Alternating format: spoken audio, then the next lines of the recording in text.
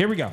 North Carolina. All right. So Mac Brown back for his 6th season at head coach. They got a new DC because where'd the other guy go again? Oh, let me look it up. I just know that the new guy came in from Georgia Tech. So Yeah, Jeff Collins from Georgia Tech is the new DC. I didn't write down where the old DC went, though. Okay. Anyway, so Jeff Collins is in from Georgia Tech to coach the defense. He's got years of experience. He was coaching defenses in the SEC back in 2014, 2015, 2016. So they bring in an experienced defensive coordinator. Definitely a disappointing 8-5 season last year with Drake May. They don't bring back a ton of production either. 99th in the country in returning production. 13 returning starters, 6 on offense, 7 on defense. So we're entering the era of Mac Johnson. And if you don't know who Mac Johnson is, he's okay. He's just like always a bridesmaid, never a bride.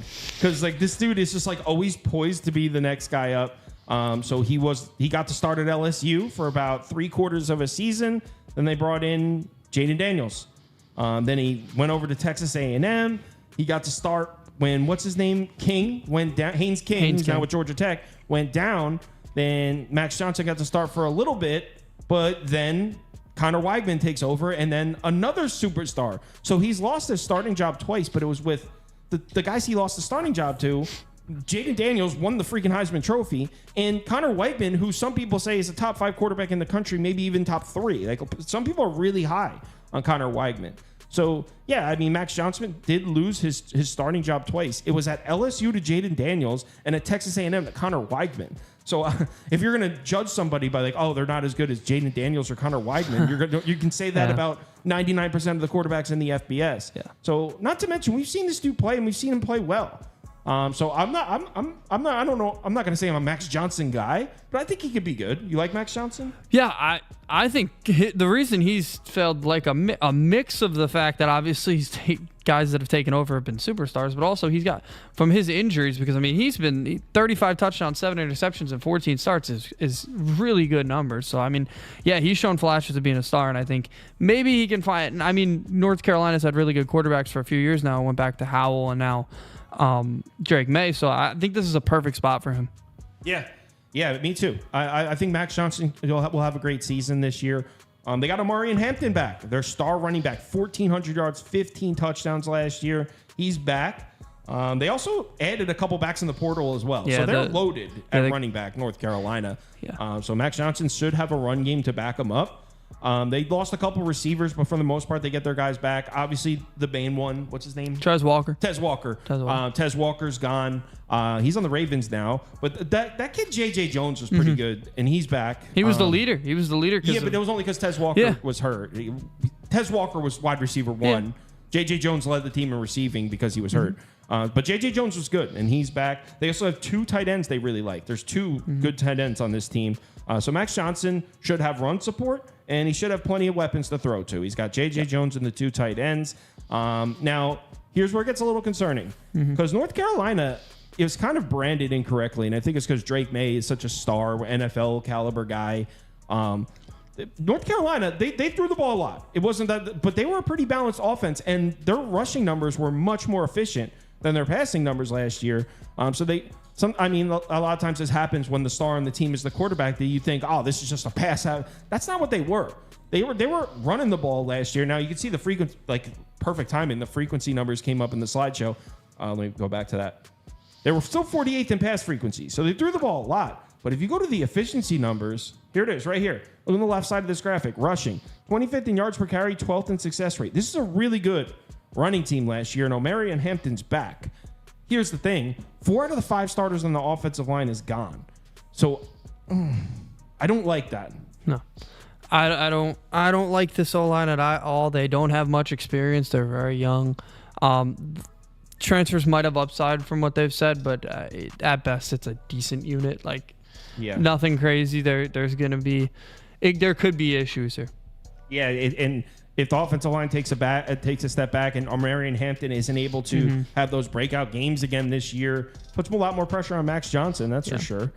Now on the other side, North Carolina's defense not really wasn't really anything to write home about last year, but they do bring some pieces back. I mean, they lost one of their main pieces on the defensive line, the defensive tackle, but everyone's back other than that.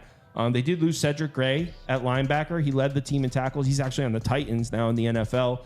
But they bring the other two main linebackers back.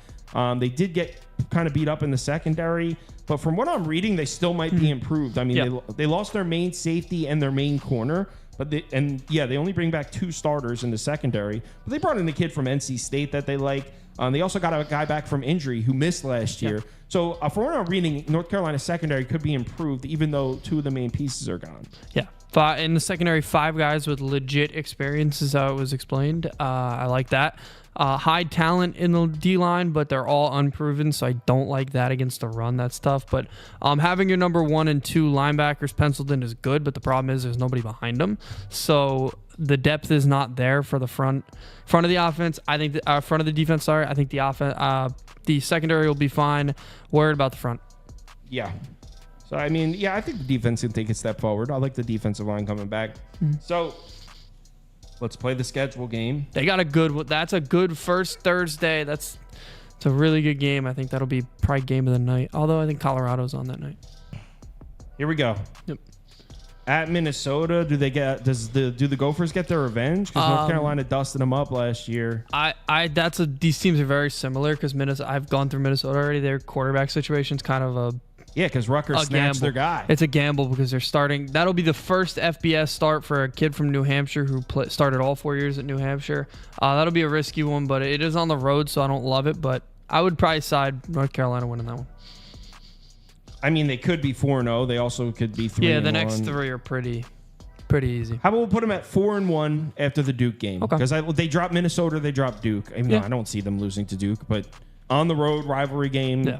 Or they drop Minnesota. We'll put them at 4-1. Home Pittsburgh should be a win. That's probably Narduzzi coaching for his job at that point. Yeah, Georgia Tech as well. Well, not coaching for their job, but yeah, I think they win that one too.